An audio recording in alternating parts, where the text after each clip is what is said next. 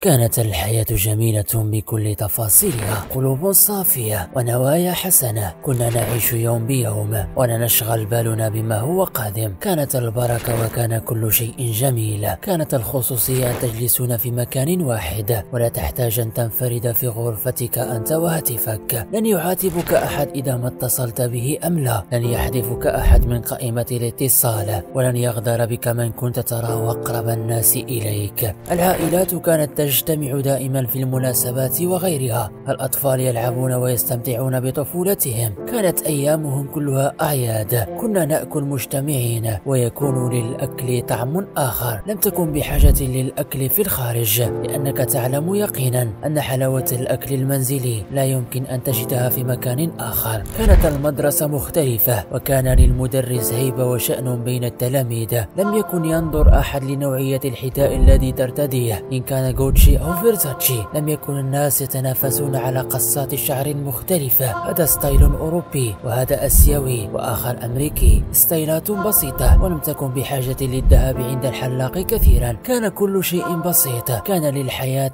طعم آخر. ننتظر العيد بفارغ الصبر، ننتظر رمضان، ننتظر قدوم إخواننا، ننتظر كل ما هو جميل. نذهب للعمل بكل حب. كنا نعشق ما نقوم به. أذهاننا غير مشتتة. لم يكن أحد يحدثنا عن ملايين الدولارات ولا كيف تغير حياتك في أسبوع واحد. كانت الأمور مختلفة كثيرا. الذي يملك ثروة يعيش ببساطة، والذي لا يملك يعيش ببساطة أيضا. لن يتباهوا أمامك بسياراتهم ولا بوجباتهم ولا بطريقة عيشهم. لم يكن يوجد أي عتاب أو خصومات. الجيران مثل الإخوة. الزيارات وتبادل الوجبات والأطعمة. جارك يطرق بابك من أجل قليل من الملح، وآخر يجلب لك طبق من دون ما تعلم. تمرض الكل يسأل عنك ويزورك ويطمئن عليك. غبت عن المسجد ليوم واحد يأتون للسؤال عنك. ما بال فلان لم يأتي اليوم؟ قد يكون مريضا أو بحاجة لشيء ما. لم يكن يحاسبك أحد عن تقصيرك، فلكل ظروفه الخاصة. لم يكن هم الناس جمع النقود والتباهي بالسيارات والماركات العالمية. لم يكن هناك خوف مما هو قادم. كان الكل يذهب لعمله. لا هو خائف من أن يخسر وظيفته ولا أن يستبدل بالذكاء الاصطناعي. أراكم في فيديو قادم بإذن الله. الله المعين.